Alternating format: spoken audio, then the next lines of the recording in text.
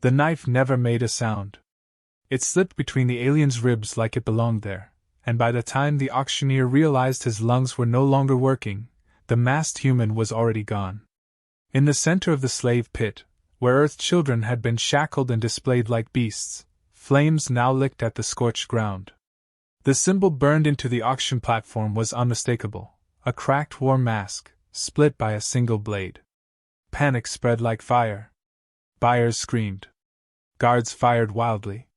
But the assassin didn't stay. He never stayed. He only left silence and a message. He was coming for the ones who built this empire of chains. No one knew his name. No one knew where he came from. But among smugglers, slavers, and warlords, a rumor bloomed like disease. A lone human, born from a broken world, was hunting the highest predators in the galaxy. And he was winning. 3 parsecs away, inside the floating fortress palace of Varnax, laughter echoed through the throne chamber. The 5 alien warlords of the Outer Rings feasted upon flame-roasted marrow hounds and drank the syrup of crushed ice serpents, each towering creature clothed in ceremonial hides from worlds they'd burned. They laughed because the galaxy was theirs. Because planets bent to their will. Because they believed death only happened to the weak. But most of all, they laughed at the notion that one human could challenge them.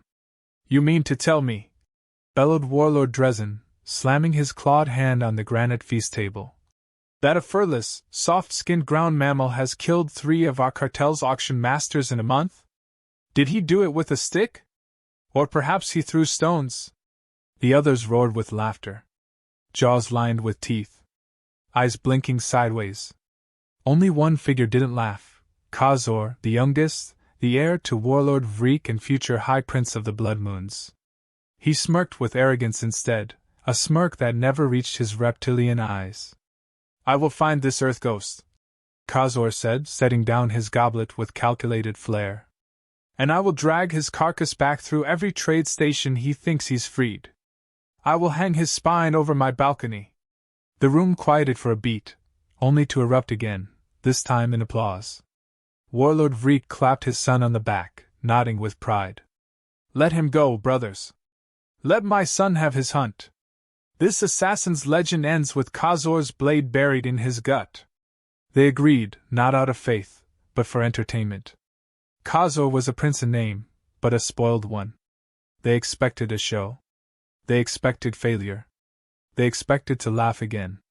In the dark rings of space, far from palaces and war feasts, a ship hovered above the husk of old Kyoto. Earth, once vibrant, now slumbered beneath ash and forgotten satellites. Beneath its surface, inside the hollow bones of a destroyed temple, the assassin moved without sound. The training hall had collapsed years ago. Now it was stone, dust, and memory. Holograms flickered from embedded walls. Lessons in blade work, stealth breathing, pressure point executions. He watched them every morning. He did not speak. He never did. Silence was his language. Pain was his accent. His name was once Urin, but no one called him that anymore. Now he was ash. What remained after the fire? What could not be burned again? A hummingbird-sized drone zipped through the broken roof, landed on the floor, and unfolded into a projected message. No credits. No plea. Only 5 names. The same 5 who'd once sent scouts to Earth to clean up the vermin, when it refused to bow. They had torched cities, enslaved survivors, and mocked Earth's warriors as relics with sticks. He did not accept contracts. He accepted truth. And the truth was, the galaxy had forgotten Earth's silence wasn't surrender. It was sharpening. He stood without a word and walked to the back of the ruin. Under shattered stone tiles was a rack wrapped in firecloth, preserved through heat signatures. He unwrapped it slowly. The weapons were unlike any found in the stars, forged from both steel and meteorite, each blade curved with ancient design and modern enhancements. He took one, held it against his back, and it latched in with a whisper. The symbol on his back lit faintly in red. He climbed to the surface. The wind stung with dry memories. He looked once at the broken horizon of Earth, nodded slightly, and vanished into the black. Aboard the merchant world of Havoc's 9, a group of cyber-augmented bounty hunters waited in a dive bar under violet skies. Their leader, a centaur-shaped brute with chrome horns and 3 robotic eyes, was regaling his crew with tales of vaporizing rebels on a salt moon. He barely noticed the figure that slipped into the seat across from him. "You're not on the list," he grunted. "I don't need to be," the human replied. The brute blinked, confused. "I'm not a customer," the human added. "I'm here for the list." "What list?" "The one Khazor sent you. The places he'll be." The brute laughed. "You came alone?" "No," the assassin said. "I brought fire." A moment later, the building's foundation detonated. Hidden explosives buried under the structure collapsed the lower levels, and Ash used the moment to rise, his twin blades flashing in the chaos. Metal arms were severed. One cyborg had a grenade pushed into his mouth before he could speak. The leader died last, hanging by a cable, dragged across the bar floor as fire consumed the shelves of neon drinks. Ash walked out untouched. As the structure crumbled behind him, he pulled a chip from his coat. The list. Khazor's hunting plan. The places he'd flaunt himself. Perfect. Behind him, someone groaned, alive under the rubble. A cybernetic barkeep with half a face. The assassin turned, knelt by him, and whispered calmly, "Tell the Warlords. The cracked mask returns. Their prince is already dead. He just doesn't know when." Then he vanished into the night.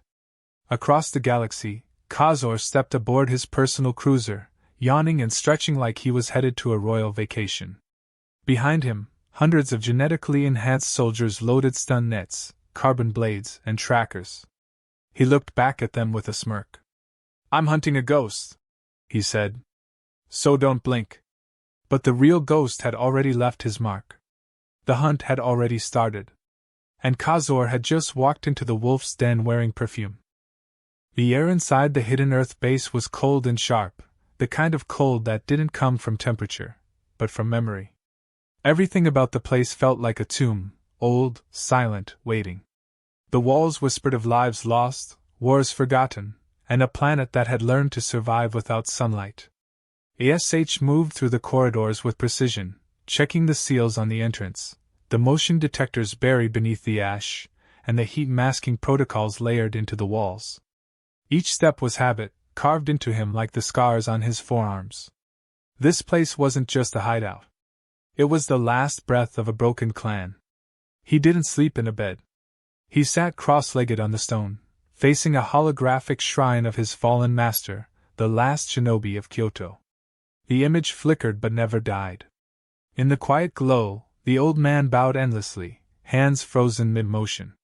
That one bow had been recorded the night before the skies fell, before the orbital fleets turned the cities into craters. Ash never bowed back. Instead, he studied the movement, the tilt of the shoulders, the way the fingers curled with tension and grace. This wasn't mourning. This was training. His mind wandered briefly as he adjusted the leather wrap on his gauntlets. He remembered a sound, small but sharp, the way his sister used to laugh while practicing handstands on the dojo railing. She died before she turned 10, buried beneath a collapsing building when the first invasion wave hit Tokyo. They had called it planetary restructuring. The galaxy called it a necessary purge. Earth called it slaughter. The low chirp of an alert brought him back. A second drone hovered into the chamber, spinning as it searched for him.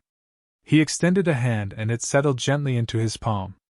The message embedded within it was encrypted, but the encryption was outdated, Galactic Cartel Level 4. Child's Play. It opened to a single data shard. Location, Havoc's Prime. Date, 6 days from now. Target, Khazor's arrival. Additional notes, public tournament event, high visibility, open betting, minimal warlord supervision. Ash's jaw tightened. He turned his wrist and flicked the data into a nearby wall port, letting the larger screen fill with tactical overlays and intel reports. Khazor wasn't just arrogant. He was predictable. Like most of the privileged born in the warlord caste, he wanted to be adored before being feared.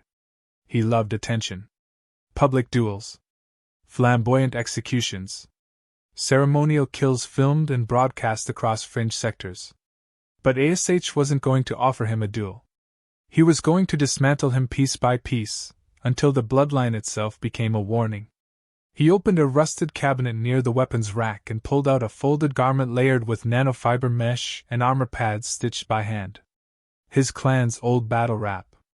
Black, flexible, breathable. Made not to protect but to vanish. He slid into it like a second skin, his body shaped by years of conditioning and war. No cybernetics. No implants. Just muscle, instinct, and silence. The galaxy had moved toward augmentation. Ash had moved away from it. No signal could track what didn't emit one. His final act before departure was ritual. He walked to the sealed chamber at the back of the shrine and entered the inner sanctum. There, in a glass cylinder lit by blue firelight, rested the sword. His master's blade.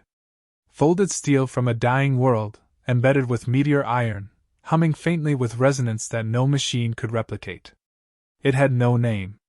It had no sheath. He carried it only when death was not a possibility, but a certainty. He took it, bowed for the first time in years, and left without looking back. The ship he used was barely space-worthy. It groaned through atmospheric lift like an old beast awakening from deep slumber. The shell was scavenged from a shuttle burn during the Syntheti Wars. The power core had been restitched by Earth refugees using scrap fusion coils. Nothing about it was elegant. But it flew. And it didn't answer to the grid. Perfect for a ghost. Havoc's prime hovered on the edge of a dying red star, a gaudy planet built on gambling, spectacle, and organized blood. Its arenas floated in the sky on magnetic plates, lit with pulse lights and fog jets. Aliens of every shape and species roamed its markets, bartered in its black alleys, and cheered in its fighting pits. The moment Ash stepped out of his ship, cloaked in a traveler's hood, face smeared with ash dust, no one gave him a second glance. That was how he liked it. He walked through the neon slums with the fluidity of a shadow. His eyes scanned everything. The cameras mounted on doorways. The smugglers arguing over stolen credits. The syndicate guards laughing over someone's missing head. Every corner screamed danger. Every rooftop had a watcher. But Ash was beneath their notice. The real killers never looked like killers. His destination was a tower shaped like a broken tooth, a registration center for the arena tournament. Outside, warriors lined up to display their strength, size, or weaponry. One Zarn brute tore a steel beam in half. Another sprayed acid from his chest cavity. Khazor had designed the contest as bait.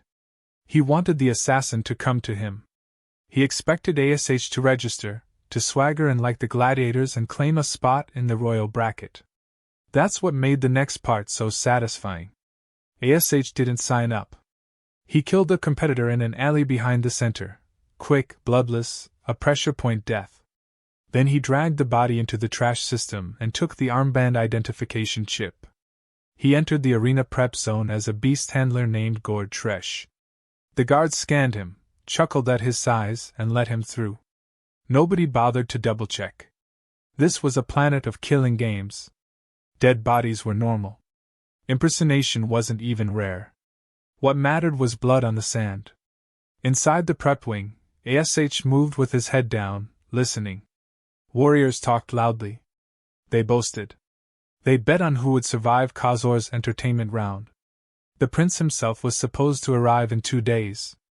He would watch from his skybox, flanked by genetically bred concubines and venom tasters. This was how he baited the assassin, by dangling innocence, then burning it. By insulting Earth's honor, expecting someone to react. Ash was not here to react. He was here to end something. Late that night, after the guards had switched and the surveillance drones began their cycle, he climbed into the ceiling crawlspace. It was tight. Silent. Perfect. He followed the vent paths toward the skybox, memorizing the angles, the field sensors, the 2-second blind spots between patrol drones. There, above the central arena chamber, he saw the throne where Khazor would sit. He pictured the Warlord's smug expression. The way he would point at a prisoner. The way he would laugh. ASH breathed slowly, pressing a small emitter onto the vent wall. A red circle glowed once, then disappeared. The trap was set. Khazor had cast his bait. But it wasn't the human assassin walking into a trap. It was the heir walking into his own grave, dressed in jewels. The sky above Havoc's Prime's central arena burned with artificial light, a storm of swirling drones, laser banners, and celebratory cannon blasts as the grand tournament's opening ceremony began. The crowd screamed in waves, creatures of every shape and language chanting the heir's name like he was already victorious. Khazor emerged from the armored landing skiff surrounded by guards in obsidian armor and flanked by genetically engineered fan beasts with jeweled tusks. He walked like a deity, waving to the crowd with one hand while the other rested lazily on the hilt of his plasma glaive. His smile was wide, but hollow. He wasn't here to win. He was here to gloat. And more than that, he was here to draw out a ghost. From within the skybox, Khazor looked down at the blood-soaked sands of the arena. His tournament had already begun, and a dozen warriors lay in various states of ruin, their bodies twitching or aflame. It was glorious. The camera drones zoomed in on his reactions, broadcasting his amusement to every spectator sector from the gas moons of Trives to the slum belts of Sarek 9. But Khazor's eyes weren't really on the fighters. He was scanning the crowd, searching for the moment when that human would finally show his cowardly face. But the assassin was already in the room. He wasn't among the fighters. He wasn't in the crowd. He wasn't anywhere expected. ASH moved through the maintenance tunnels beneath the skybox, wrapped in utility cloth and grease, appearing like one of the dozens of unnoticed engineers who kept the arena from collapsing. His face was streaked with artificial grime, and his ID badge, stolen from a technician the night before, blinked with false clearance. The systems here were too complex to patch, too arrogant to assume infiltration. They hadn't accounted for someone who had memorized their drone patrol patterns, their electrical weak points, and their response delays. While Khazor sipped fermented slarnwine and barked commands to increase the violence below, ASH was already installing detonation charges in the ventilation array above the throne room. He wasn't here for spectacle. He was here for certainty. A clean strike. A confirmed kill. No grand duel, no crowd-pleasing vengeance. Just silence. But something tugged at his mind. A brief flicker of memory. His master's voice, stern but calm, echoing from the training holograms. Precision is power, but visibility is legacy. Let them see. Let them remember. It wasn't pride that changed his plan. It was calculation. Killing Khazor silently would send a message to the Warlords. But killing him in front of their entire empire, in the center of their self-proclaimed invincibility, that would become myth. That would plant fear deeper than any threat. That would become a scar across the Warlord's pride. ASH removed the charges and replaced them with signal disruptors. His exit route would be compromised, but it was a trade he was willing to make. He slipped out of the vents, climbed down into the competitor chambers, and timed his entry into the next match. The announcers, high on stimulants and giddy from the blood-soaked opening round, called the next match as a special showcase. The lights dimmed, then exploded into brightness as 4 gladiators stepped into the pit, each of them brutal, armed with ranged weaponry and fawn-lined armor. The 5th gate opened late. From the shadows emerged a figure in tattered travel robes, no armor, no enhancements, no introductions. The crowd jeered at first. Then, puzzled silence. This wasn't a warrior. This was a man dressed like a mechanic. But the way he moved silenced the laughter. His steps were precise. Too precise. Khazor leaned forward, eyes narrowing. Something felt off.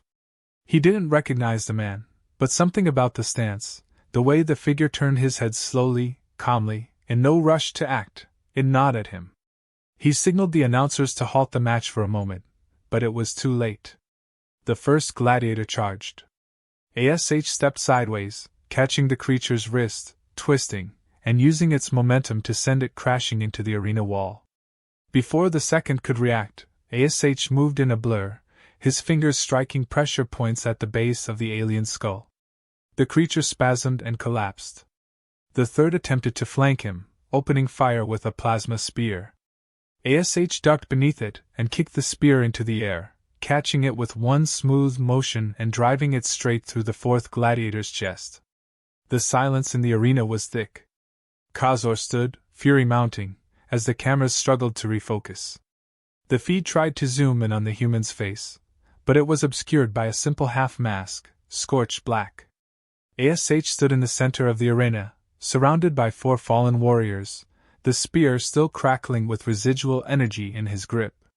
Then he did something strange. He dropped the weapon, stepped back, and extended one arm, palm upward. A challenge. Not to the fighters, but to the skybox. The crowd erupted into chaos. Some thought it was part of the show. Others began shouting. Khazor's guards moved to secure the box, but the prince laughed and waved them off. His ego had been wounded, and he would not let it heal with retreat. He activated the arena's teleport ring and beamed himself directly into the pit. His appearance was met with roars of approval. Clad in ceremonial battle armor fused with the bones of conquered species, Khazor stood over 7 feet tall, his shoulders lined with glowing runes, his glaive humming with volatile plasma. He approached Ash slowly, theatrically, knowing every camera was on him. He addressed the human without a microphone, his voice carrying unnaturally. "You've finally crawled from your hole, little insect. Shall I guess your name? Vengeance? Ghost? Ash?" The assassin didn't reply. He merely reached up and pulled off the mask. The crowd fell deathly silent. Khazor's smirk faltered. "I remember your face," he said, frowning. "From Earth. One of the children we missed?" Ash nodded slowly. "Not missed. Just left breathing." With no more words, they collided. The crowd expected a one-sided slaughter. Khazor was younger, stronger, enhanced. But he fought like a brute, wide arcs and overconfident lunges. Ash moved like water, flowing around attacks, striking not to wound but to wear him down. Elbows to the neck, feet to the knees, 100 small cuts to his pride and control. Khazor's swings became desperate, sloppy. The glaive hissed as it sliced nothing but air. Ash grabbed the shaft of the glaive mid-swing, twisted, and turned the prince's weight against him. With a thud that echoed through the stadium, Khazor hit the ground hard. His glaive flew from his hand. Before he could recover, Ash placed one knee on his chest, a small blade pressed just beneath his chin. The crowd held its breath. Khazor gasped, his confidence shattered. "You wouldn't dare kill me in front of them. The galaxy would hunt you." Ash leaned close, voice low but clear. "That's the point." But he didn't strike. He stood, blade still dripping with restraint, and walked away. Guards rushed the pit. Drones followed his every step. Khazor lay stunned, gasping for breath, staring after the man who had defeated him not by death, but by mercy delivered in front of billions. And that mercy was the sharpest blade of all. The feast chamber inside the Varnak's war palace gleamed with opulence so excessive it mocked the very concept of restraint. Gold-threaded banners of conquest swayed from the high rafters, each one stained with the blood of systems subjugated by the Warlords' decree. Enchanted flame orbs flickered over banquet tables sagging under the weight of roasted beasts, fermented fire roots, and living delicacies kept in containment fields until the moment of consumption. The Warlords gathered in arrogance, their bodies draped in the hides of extinct predators and trophies forged from enemy bones. And at the head of the feast, lounging in a recliner lined with serval fur beasts, sat Khazor, bruised but healed, still wrapped in the glow of a staged victory. He retold the story again. And again. Each time, the details shifted. The assassin had begged for mercy. The assassin had been drugged. The assassin had vanished before the kill. Khazor spun it differently for each warlord, feeding them the version they wanted to hear. They laughed with him, mostly for show, their minds entertained but unconvinced. A few exchanged glances, subtle and wordless, reading between the lines of their prince's overconfident voice. Something about the whole thing reeked of performance. and fear. A servant drone wheeled by, refilling Khazor's drink with nectar siphoned from the spinal trees of Myron 5. He waved it off mid-pour, distracted by a tickle at the back of his mind. Something was off. He scanned the chamber once more, eyes catching only the familiar glow of banners and drunken warriors. But the unease remained, a whisper behind his eyes. He blamed it on ego, the wound that hadn't quite healed, the way the crowd's gasp still rang in his ears, not when he struck, but when he fell. He had blamed the footage on poor lighting and bad angles. He'd ordered the arena broadcasters to cut and edit.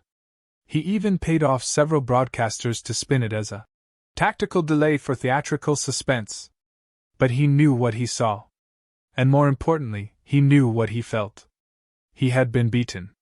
While his mind spiraled between confidence and shame, something subtle began happening inside the feast chamber. One by one, the guards along the edge of the room started blinking strangely. One of them leaned against the wall, clutching his side. Another scratched his throat, face flushed. At first it seemed like drunkenness. But then, all at once, a row of 6 guards collapsed silently, their faces frozen mid-expression. The warlords did not notice. Not yet. Laughter still echoed. Goblets clinked. Music droned from bone flute musicians kept in servitude cages behind the curtains. Ash watched it all unfold from the upper shadows of the banquet hall. He hadn't come through the front. He hadn't even used the usual infiltration routes. He had walked through the front gates earlier that day wearing the uniform of a dead wine supplier. No one questioned him. No one suspected a thing. That was the curse of fear and ego. Once Khazor had defeated the assassin, no one thought he would dare return. That's what made it perfect. The wine had been dosed hours earlier. Not poison. That would have been too quick, too crude. This was a neurological destabilizer, originally designed by the guerrilla sects of the fractured Earth colonies. It didn't kill.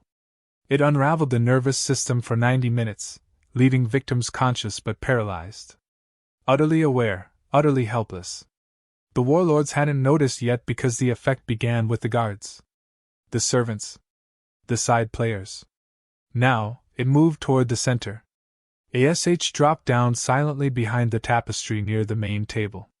His sword remained sheathed, his movements efficient and fluid. He didn't wear armor. Didn't need it. He had no intention of drawing this out. Every breath he took was measured, every nerve honed by decades of silence and survival. The feast echoed before him, chaos waiting behind pretense. He stepped from behind the curtain. Khazor saw him first. The prince froze, goblet halfway to his lips, and his skin turned a sickly shade of gray as if his own shadow had betrayed him. His mouth opened, but no sound came. Not from fear. But because his vocal cords had already begun to lock. Ash stood at the end of the table, mask off, face blank, eyes cold. He didn't say a word. He simply walked, slowly, along the table's edge, past shocked warlords who one by one tried to rise, only to find their muscles disobeyed. Ash paused in front of Dresden, who stared up at him with fury boiling behind paralyzed eyes. Dresden had once joked that Earth's warriors used rocks and prayer. Ash reached into his cloak and pulled out a small piece of obsidian, cracked down the center, and placed it on Dresden's chest before moving on. None of them could stop him. At the head of the table, Khazor began to shake, eyes darting to his sword just 2 steps away. His hand twitched. He reached for it. Then stopped. His wrist no longer worked. Panic erupted in his chest as Ash reached him. The assassin didn't strike.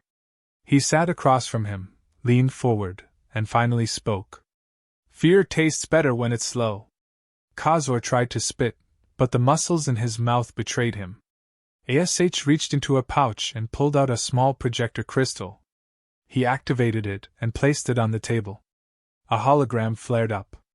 It showed the arena footage, the real footage. The uncut duel. Ash dodging every blow. Khazor flailing. The moment the blade reached his throat. The crowd frozen. Then Ash sparing him. The image looped. Legacy, Ash said softly. is not about survival. It's about the story others tell after you're gone. Khazor's breathing became ragged. His eyes filled with the kind of fear even warlords had forgotten. Ash drew his blade. The sound it made was quiet. Not metal against metal. It was the sound of air making room for death. You were given a mercy most rulers never earn, Ash said. You threw it away. The blade moved once, clean and efficient. Not messy. Not brutal. It slid under Khazor's chin and out the back of his skull like a whisper. The prince never screamed. Couldn't. He died with eyes open, watching his pride dissolve in the space between memory and silence. Ash stood. The warlords, frozen in their chairs, watched in horror. Some wept in rage. Others tried to shout orders. None succeeded. Ash turned to the nearest drone camera floating silently above the feast, recording everything. He stared into it. I am the silence you made. I am the debt Earth collects. I am not the last. I am only the first. He walked away, vanishing behind the curtain again, footsteps vanishing into nothing. The feast was over. The galaxy would feel it for centuries. The stillness after the slaughter was a silence that didn't fade, it expanded. The feast hall, once roaring with laughter and ego, now sat frozen in shadow and dread. Khazor's body lay slumped in his throne, eyes vacant, mouth half open in a final breath that never finished. The other warlords, paralyzed but fully aware, remained upright like grotesque statues, their pupils shaking in disbelief. The room smelled of roasted meat, spilled wine, and the faint copper trace of blood. The assassin had vanished, leaving behind no sound, no mark, no trail, only a death that would echo across stars. News of Khazor's death spread faster than any firestorm. The footage from the feast chamber was captured by the drone Ash had stared into, and though every warlord attempted to suppress it, the network of resistance cells, slave traders, bounty hunters, and silent sympathizers made sure the image leaked. Within hours, it pulsed across smuggler dens, mercenary feeds, and outlaw taverns. Across the galaxy, a single phrase burned itself into every screen: the heir is dead. The human walked away. The mask bleeds fire. For most of the galaxy, it was myth material. Too clean. Too symbolic. Some dismissed it as propaganda from Earth rebels. Others whispered that the warlords had faked it to draw out other assassins. But the ones who knew, the slavers, the auctioneers, the warlords' enforcers, they didn't question it. Because they had seen the eyes of the man who carved vengeance not for profit, but for principle. They had seen what kind of war lived behind silence. The 5 warlords, though still alive, would never again be whole. Even after the paralytic wore off, even after their physicians confirmed there was no long-term damage, they no longer ruled the same way. Something in them had shifted, fractured under the weight of their own fear. One of them withdrew from public view entirely. Another started hiring private armies to guard his offspring around the clock. The third began dismantling Outer Rim's slave operations without explanation. They had seen a ghost with a name they dared not speak. Not because they didn't know it, but because speaking it made the memory real again. And yet, despite all their power, they never found him. Ash didn't return to Earth. He didn't flee to the colonies. He moved with wind and smoke, from derelict freighters to asteroid hideouts to sunless moons where gravity worked like a curse. He traveled without identity, always under names that changed as easily as his face. But every few months, a new event unfolded. A child slave auction halted mid-sale. A planetary governor found strangled with a black ribbon bearing a cracked mask. A cartel vault detonated with surgical precision, credits burned and prisoners freed. He wasn't just killing anymore. He was dismantling. In one corner of the galaxy, an arms trader named Coloser was found impaled to his own throne with a message carved into his marble wall: "You taught monsters how to shoot." In another sector, an entire auction fleet was found drifting silent in space, every crew member bound and left breathing, forced to float with the bodies of the captives they failed to keep. When asked who had done it, all they could say was one word: trembling from their mouths like a prayer they didn't want answered, ASH. But perhaps the most devastating blow came not from his hands, but from the story itself. Because the children rescued during the first auction he disrupted had grown. Some joined resistance movements. Others became politicians, engineers, mercenaries, and informants. Each of them carried with them the tale of the silent man who appeared from nowhere and set fire to a system that had written their lives in chains. And they passed that story down, sharpening it like a blade. One child, now a grown woman with cybernetic eyes and a stolen cruiser, broadcast a public warning across 3 systems during a live cartel broadcast. She said calmly, "You left Earth in ruins. You called us weak. But one of us remembered. One of us watched while you laughed. One of us got back up." Her message was cut, her location bombed. But it didn't matter. Because millions had seen it. And somewhere, hidden in the static of deep space, a cracked warm mask burned red across the sky. Meanwhile, the Warlords tried to rebuild their reputation. They launched fresh campaigns, took over neutral planets, threw grotesque feasts, and hosted new blood games. But none of it stuck. None of it felt like power anymore. Because even in victory, there was a shadow now. A presence behind the curtain. They began seeing it in corners of banquet halls, in reflections of their ships, in the silence between orders. Their bodyguards doubled.